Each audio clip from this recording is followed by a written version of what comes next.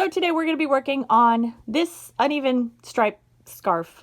So here's a look at the front, and then here's a look at the back of the stitch. This is one of the stitches that we used for our Tunisian sampler throw, but in this tutorial I'm going to show you how to, we'll go over the stitch as well, and then I'm going to show you how to do a color switch, and then from there you can go ahead and get creative and do your color switches and your stripes however wide you want. For those of you that want to make this exact scarf, I do have the pattern available in the shop, and it's got all of the row counts and all of that fun stuff. But yeah, so let's get started. Because I get a lot of questions about whether or not you need a Tunisian hook, for this project you don't need a Tunisian hook. You just need a hook that's flat like this one. The ergonomic hooks that have the big thick handles are not going to work because you won't be able to fit all of the stitches. But if you have something that's flat like this, a regular crochet hook will work just fine. In order to make the scarf, so this one measures, if I can open it, the measurement will change a little bit because you will need to block it if you're using this wool, like a wool yarn or anything like that. But it measures approximately 5 inches across and then 50 inches in length. If you want to switch it up, then you can just crochet a chain in any odd multiple you want. For that particular length, I made a chain of 25 stitches, and there we go. Because this is a beginner project, we're going to do everything just kind of step by step. So you're going to begin with your slip knot. So you wrap your yarn around your hook. These are fingers. You wrap your yarn around your fingers twice. Then you insert your hook through the first loop and grab the second one and just pull through. And to tighten a knot, you just pull on the threads individually. So to make your chain, you're going to yarn over.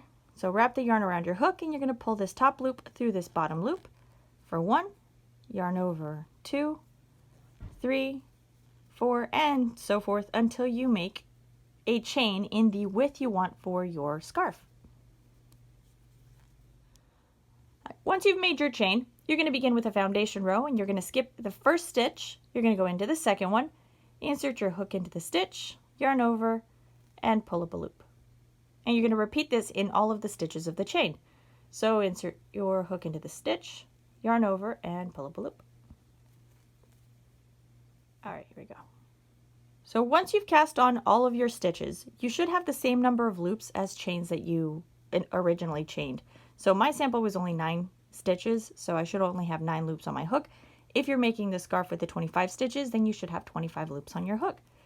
Next, you're going to work a return pass. But before you do this, you're going to loosen up your stitches, because what's going to happen is that these stitches at the front tend to be really loose and these ones tend to be really tight. So what's going to happen with your scarf is it's going to start tilting to one side or the other. So in order to avoid that, just pull on these stitches before you work on your return pass.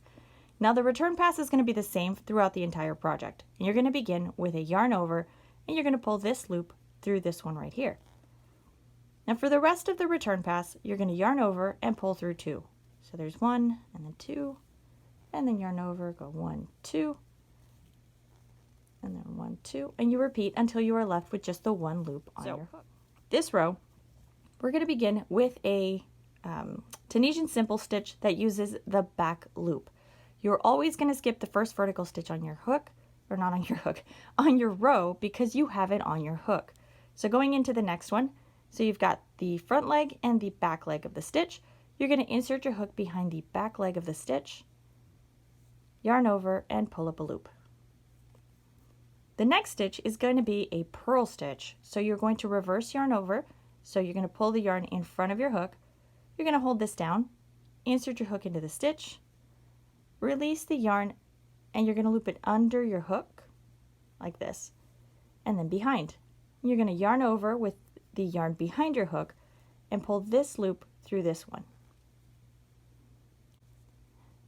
So insert your hook behind the back leg of the stitch, yarn over, pull up a loop, and you're going to purl stitch in the next one. So reverse yarn over, hold this down, insert your hook into or behind the front leg of the vertical stitch, release your yarn and loop it back, yarn over, and pull through. And that's it. So we'll repeat this here one more time so I can finish the row. Your last stitch, so right here, is going to be a back loop Tunisian simple stitch. And then you're just going to cast into the final stitch of the row.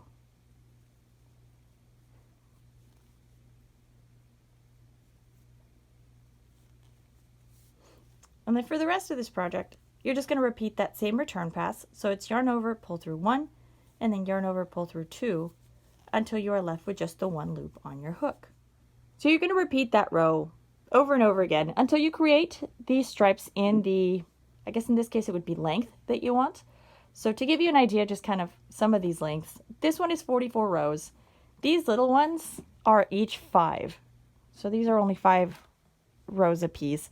And then all these other ones are just different sizes, you know, from like 18 stitches, 22, I don't even know how many off the top of my head. But then you can just make them uneven to give it a little bit of, you know, just color to your scarf. Anyway, your color changes are going to happen at the return pass. So you're going to have to cast on your row again, and you always begin with the same stitch over and over. So the back loop, Tunisian simple stitch, and then you reverse stitch, and then you just repeat those 2 until you complete the row. Your row should always end on a back loop Tunisian simple stitch. So that, you know, helps in case you skip a stitch, because it has happened to me. All right, so there we go. We'll cast on into the final stitch of the row. And for those of you that are really new to this is the final stitch of the row. So it's going to be right there. I just insert my hook between the legs right here so that you have 2 on the side. And you cast on. All right, so you're going to grab your next color, leave a nice long tail end of yarn, and you're going to pull the new color through the old color. And that counts as your yarn over, pull through 1 for your return pass. The rest of the row, you're going to work the yarn over, pull through 2 until you're left with just the 1 loop on your hook. So we yarn over in the new color and pull through 2. And then yarn over, pull through 2, pull through 2. And then from there, you just repeat row 1 again. So back loop, Tunisian simple stitch, and then reverse stitch, and that's it.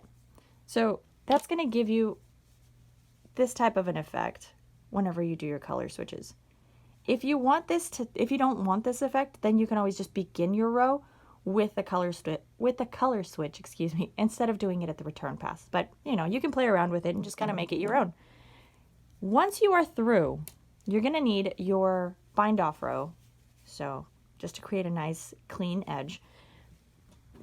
And for this, here, let's just pull the red yarn off so you can actually see what I'm doing. This is going to close off all of this big spacing. You're going to cast on the stitch the same way we'd been casting them on for your row 1 repeat. So this first one is a back loop simple stitch. Once you have 2 loops on your hook, you're going to yarn over and pull through 2. And then you're going to purl stitch in the next one. And once you have your 2 loops, you're going to yarn over and pull through 2. And that's it. You're going to repeat this with every vertical stitch of the row. And then once you get to the end, you're just going to chain 1 and make a little knot and cut your yarn. So here I'm going to try to, well, I'll just get to the end and do this here. So you're going to single crochet into this final one and then chain 1. This makes a knot down here. Pull it nice and tight, cut your yarn, pull this through, and you're going to be left with a bunch of little tail ends. So every time you do a color switch, you're going to have all your tail ends. To hide them, because I do get this question a lot, you are going to need a yarn or a tapestry needle. So just pull that through, and you're going to work on the back side of your fabric. So you can see it on this one. So here's the front, and here's the back.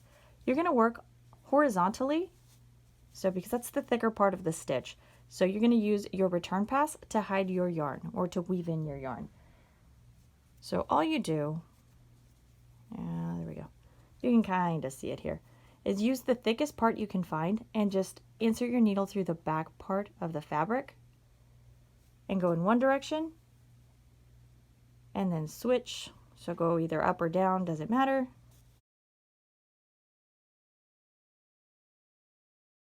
So just back that out the other way. And you can do this a few times depending on the yarn that you use. If you're using something like a wool, that would be enough to hide your tail end because the fibers just kind of attach to each other.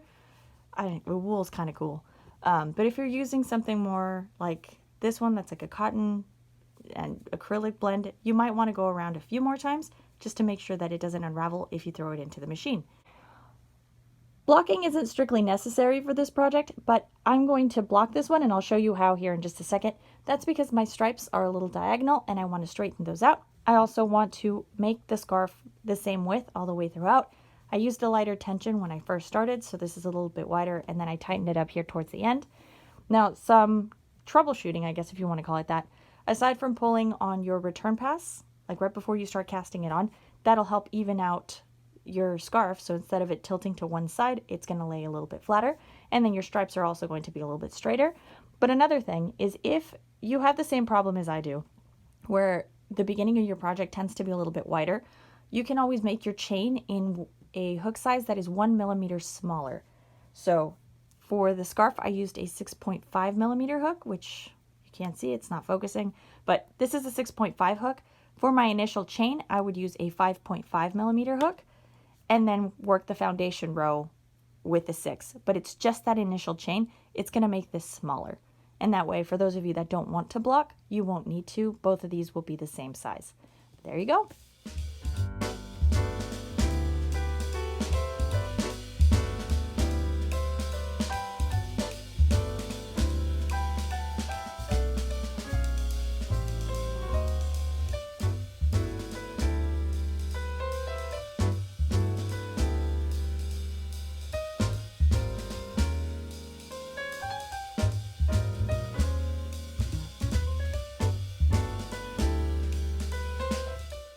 Swing by the shop to find the pattern and yarn and all kinds of other stuff. And yeah, thank you so much for watching, and I'll see you again in the next tutorial.